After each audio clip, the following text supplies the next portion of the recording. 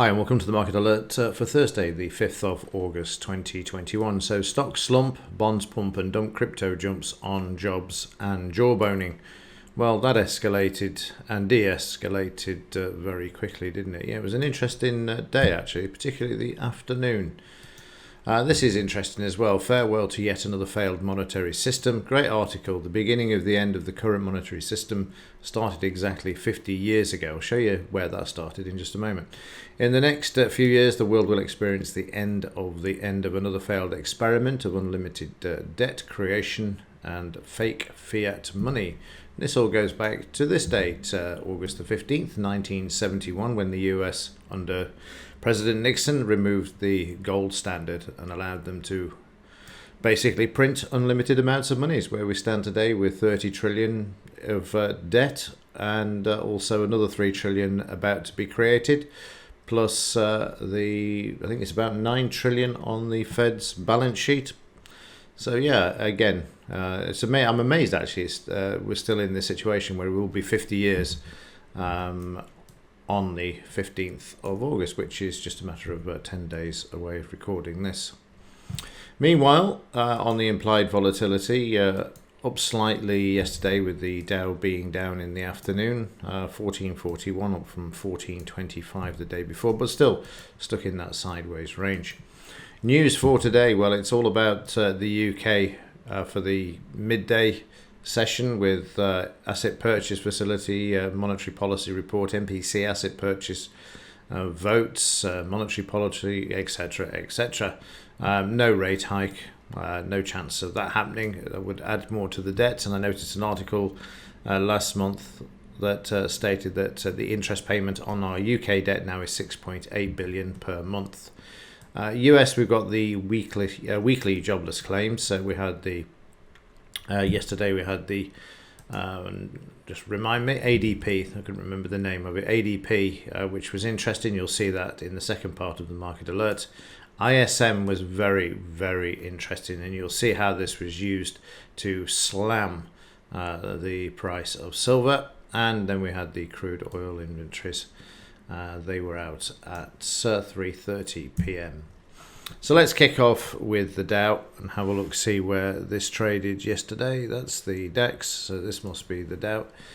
So let's start off with the daily chart. You can see the market reversing there off the 78%, 89 area that was drawn in yesterday. The market trading down, you can see there around 78% of the previous bar and up overnight trying to come back, and you can see that this sideways bit was fine. It wasn't too volatile, but you'll notice now it's starting to become more volatile as they try and hold prices as well, which is also very interesting because given the market's been sideways now for a couple of weeks, the volatility is starting to increase, which you can see, or the range is increasing in the daily chart. In the 30-minute, you'll see the morning prices were quite stable. And then as we got into the morning, you can see this is the ADP numbers. They came out worse than forecast by half, actually, or just under half. And the market then eventually fell out of bed. It tried to recover at 230, was then sold into at the DP and the 200 MA, and then prices moved lower. We then end up with an 89, more or less double bottom here, and prices have then started to find support. Now, what's interesting here, just take a look at this 30-minute chart of the Dow. You can see there we sold off. Well, let's just switch over to the DAX because this is very interesting. First of all, in the daily chart, we're up on we finished the day up as opposed to down like the Dow. Didn't even come down in the evening session, remained there, and also is up on the overnight with the Dow. But when you look at the 30-minute chart, you can see that the market just ignored, moved up, retraced, moved up, and then of course we had the ADP. The market took advantage of shaking a few out, brought the market back to the previous day's high, and you can see there that we had to drive through the previous day's high to move prices to the upside. That was in the futures market yesterday morning. And then in the afternoon, as the market opened and we got the ISM figures that drove the DAX to the upside, and yet the Dow didn't. It moved sideways to lower. So overnight, we're above the DP as far as prices are concerned. We're also just above the close at the moment. A long way from the low, but never discount anything. It's 150 points from where we're currently trading. And we've also got the S1 in between. We'll see what the market does today. Don't forget, tomorrow we've got the non-farm payrolls as well. So that could impact on activity and volatility during today's session.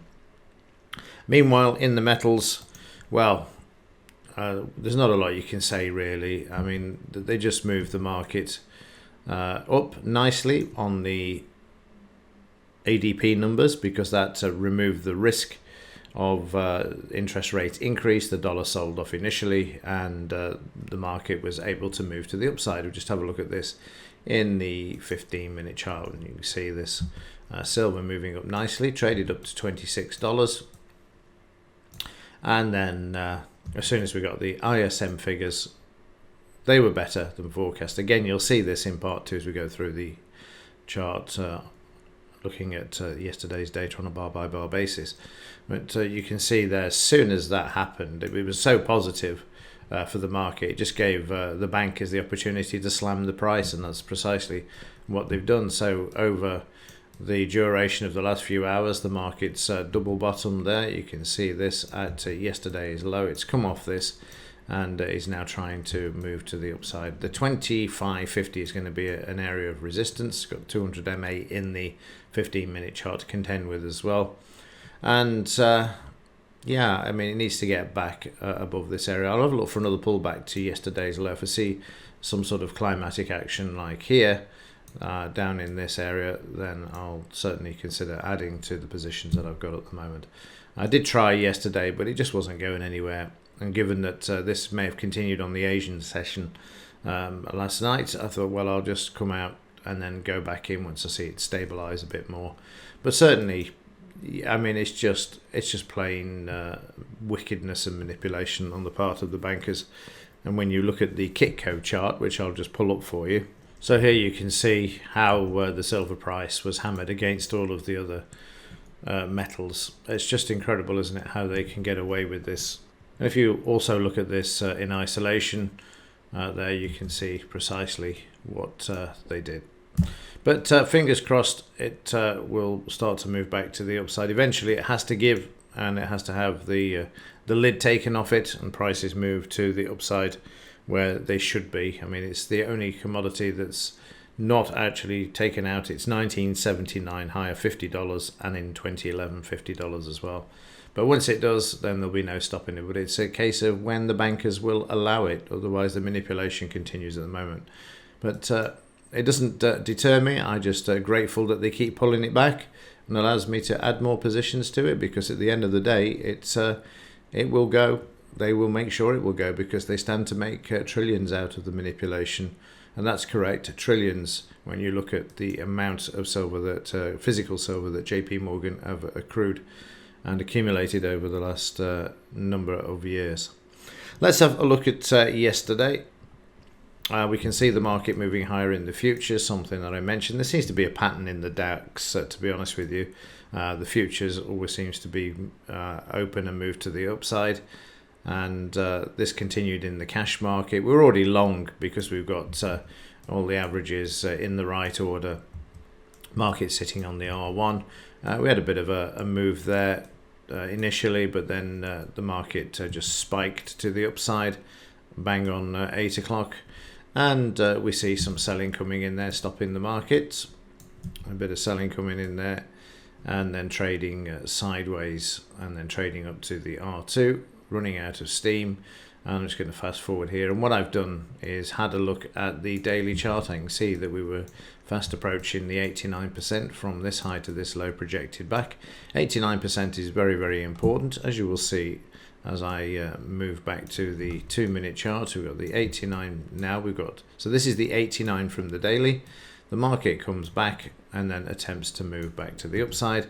And so what we're doing is looking inside of that 89 in the daily to see, there you go, to see what's actually happening. We touch the 89, bang on the dot. We then start to see the selling coming in as the increase in volume and then prices move to the downside there and find support here initially, and then breaks through, and then we see some buying coming into the market here. You can see the volume is greater in this bar, the range is less than the previous bar, so that means there must be some profit taking or absorption of volume, or buyers overcoming the sellers. And you can see there, as we try and put the brakes on, and then the brakes do go on, and again you can see the market testing here at the R1, and then prices reverse and move back to the upside. And then we get to 10 a.m. the market trades sideways, and I'm going to fast forward all the way through here. It drifts higher, but then is waiting for the ADP numbers, which were forecast at 695, came out at 330, which you'll see in just a moment. As we approach this area, I'll just find it for you. So as we get here, there you go, you can see we came out at 330. The forecast was 695, which you can see at the top there. So really disappointing. This is what impacted on the Dow in the afternoon, but allowed silver to have its spurt to the upside. And there you'll see the Dow moving to the downside, with the DAX following down to the previous day's high. And again, you'll see them testing here. This bar also narrower in range than the previous selling bar. And then the market sitting on the BRN, the big round number, and also the previous day's high. So the market then is brought back. You can see prices trading sideways, and then we have a bit of selling to start off with, but that's short-lived as the market moves to the upside. Now the Dow didn't move up at this point, it was just really sluggish. We moved all the way up until we got the ISM. You can see the market stopping here as they said, hang on a minute, we better wait until we've had the news. The news came out, and we saw that in here. Let me just remind you of it. This incredible. It came out at 64.1, forecast was 60.5. This sent the market higher, including the Dow initially. We traded up to that 89% area again, just had a look at it. And again, look at this bar here. As we got to the Monday's high, this orange line is, and then prices started to drift to the downside once more. They came back another 89% retracement there, and then moved back, and then just stayed in a sideways range when the Dow actually moved south. And of course silver as well, which went south as soon as it happened here. It's just unbelievable how quickly, as you saw, the price moved to the downside from having been up at the 26 level, soon sent to the downside because it removed the actual increase. If we look at here, the reason fundamentally is because this actually showed that there was the service PMI was better than forecast. Simple as that. It's actually inflationary, but it didn't matter to the market. We said, oh, actually we could see an increase in interest rates. And one chart I have forgotten to look at is, I'll just go back to it, is the dollar. And you can see how the dollar reacted yesterday and moved sharply to the upside, but starting to look weak again. This too in a sideways move, mirroring the Dow at the moment. And then gold as well, you can see got hammered later on in the session as well, following the pathway of silver. Okay, that will do it for this one. If there is anything else to report, I will let you know. But as ever, thanks for watching. See you in the next one.